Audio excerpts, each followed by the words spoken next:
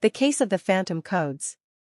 The rain drummed a steady rhythm on the windows of 221B, Baker Street, a relentless accompaniment to the crackling of the fire. Sherlock Holmes sat in his armchair, his piercing eyes fixed on his laptop screen. His nimble fingers danced over the keyboard as lines of code scrolled past.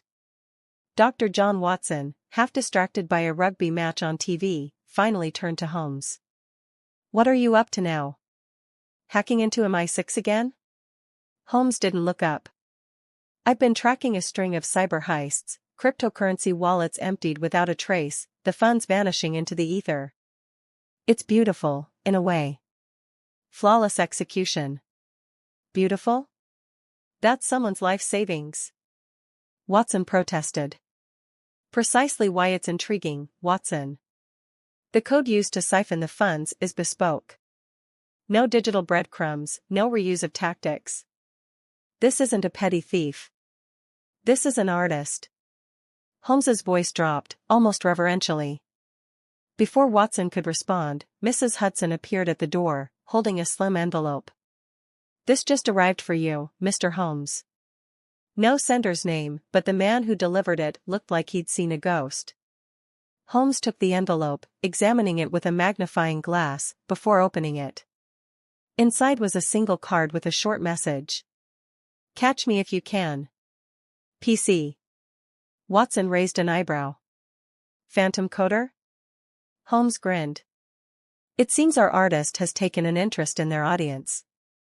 The next day, Holmes and Watson found themselves in the sterile hum of a data forensics lab. Inspector Lestrade, exasperated as ever, handed them a tablet. "This is the latest victim. Tech entrepreneur. Lost $30 million in a blink. The only clue? This," he said, pointing to a folder labeled Pandora. Holmes opened the folder, revealing a single, encrypted file. A complex series of symbols and numbers appeared, flashing intermittently. "Remarkable," Holmes murmured. "A cipher hidden within a cipher. Our phantom coder is toying with us." Lestrade folded his arms. "If you can crack it, we might stand a chance of tracking the money." Holmes nodded, his mind already racing. Back at 221B, Holmes worked tirelessly, his face illuminated by the glow of the laptop. Watson, and used to seeing his friend so absorbed, brought him tea, which went untouched. "It's not just a code," Holmes finally said. "It's a map. Every sequence leads to a different server around the globe.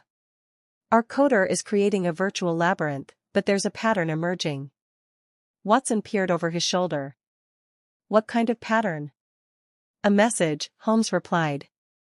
"But it's incomplete. I need to follow it to its source." Days later, after breaking through layers of encryption, Holmes discovered a virtual meeting room hidden in the depths of the dark web. The room was empty save for a single line of text blinking on the screen. "Well done, Sherlock. Now we meet." Before Holmes could respond, his screen flickered, and a live feed appeared. A masked figure, with distorted voice modulation spoke. "You're clever, Mr. Holmes, but I wonder, can you outwit me? Let's play a game. There's a transfer happening in 20 minutes. If you can stop it, I'll surrender. If not, the funds are gone forever." Holmes's heart raced. He tracked the transaction through the clues the coder left behind. The IP addresses shifted constantly, bouncing through servers in Siberia, Hong Kong, and Buenos Aires.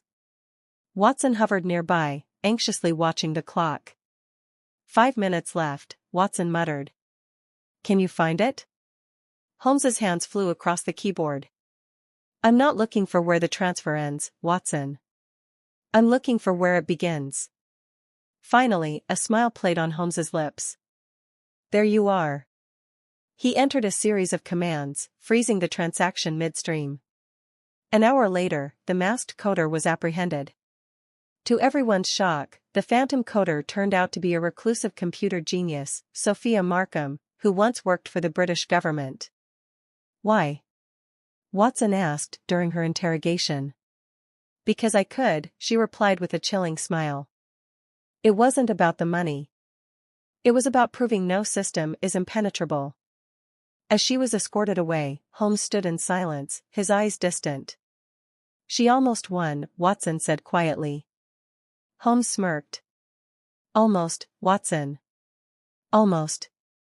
And with that, he returned to his armchair, the fire crackling as the rain continued its relentless rhythm outside.